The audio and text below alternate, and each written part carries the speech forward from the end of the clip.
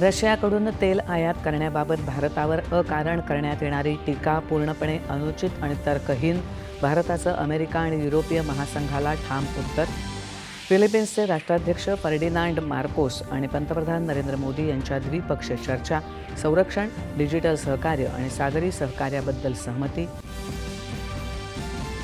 दोन्ही देशादरम्यान 14 सामंजस्य करारांवर स्वाक्षऱ्या. दोन्ही देश परस्परांना मोफत व्हिसा सेवा देणार. तसंच संबंधांना राजनैतिक दर्जा देण्याचीही पंतप्रधानांची घोषणा.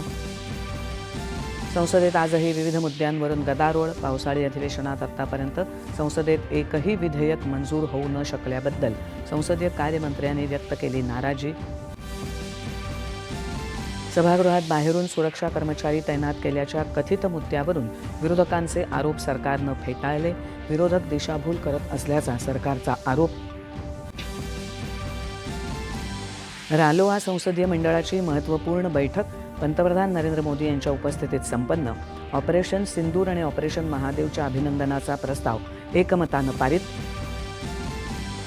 वाढवण बंदराला समृद्धी महामार्गाशी जोडणाऱ्या मालवाहतूक मार्गिकेच्या प्रकल्पाला राज्य मंत्रिमंडळाची मंजुरी. स्टार्टअप, उद्योजकता आणि नाविन्यता धोरणही जाहीर. मुंबईतल्या कबुतरांसाठी पर्यायी व्यवस्था होईपर्यंत नियंत्रित खाद्य पुरवठा सुरू ठेवण्याचे मुख्यमंत्र्यांचे निर्देश. कोल्हापूरच्या महादेवी हत्तीणीला वनताऱ्यातून परत आणण्यासाठी प्रयत्न करण्याचं आश्वासन.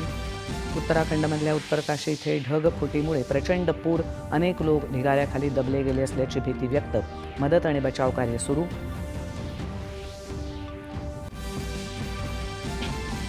आणि जम्मू काश्मीरचे माजी राज्यपाल सत्यपाल मलिक यांचं दीर्घ आजारानं निधन.